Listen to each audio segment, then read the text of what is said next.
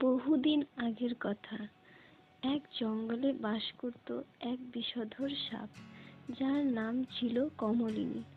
কমলিনী ছিল খুব বদমেজাজি ও রাগী প্রকৃতির সাপ। সে অন্য জীবজন্তুদের ভয় দেখিয়ে তার ক্ষমতা জাহির করত। একদিন সেই জঙ্গলে একটি ছোট্ট টুনি পাখি উড়ে গিয়ে বাসা বাঁধল। কমলিনী সেটা দেখে ফোঁস করে উঠল।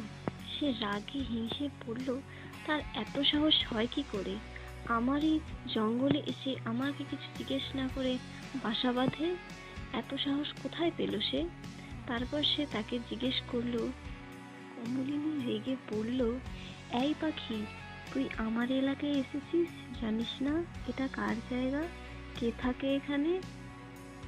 রুনঝুন ভয় পেয়ে গিয়ে বলল, আমি তো শুধু একটু বাসা বেঁধেছি, আমি কারও ক্ষতি করি না, ছোট্ট পাখি আমি, আমাকে একটু থাকতে দাও না। ক্ষতি করিস না তাতে আমার কি? আমি তো তোর সবচেয়ে বড় ক্ষতি, এক্ষুনি মেরে ফেলবো আমি তোকে। কমলিনী এটা বলে এই কথা বলে কমলিনী রুনঝুনের দিকে এগিয়ে গেল। রুনঝুন প্রাণপণ উড়ে একটি বটগাছের কোটরে গিয়ে বসল। কমলিনী অনেকটা এগিয়ে গিয়ে হাঁপিয়ে গেল। সে বটগাছের গুঁড়িতে গিয়ে রেগে গিয়ে জোরে জোরে নাড়া দিতে লাগলো।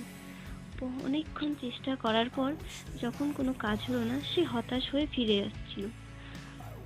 রুনঝুনও তারপর হাঁপ ছেড়ে বাঁচল।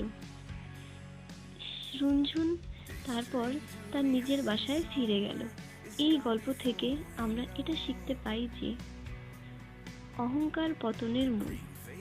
অহংকার করা কখনোই উচিত নয়।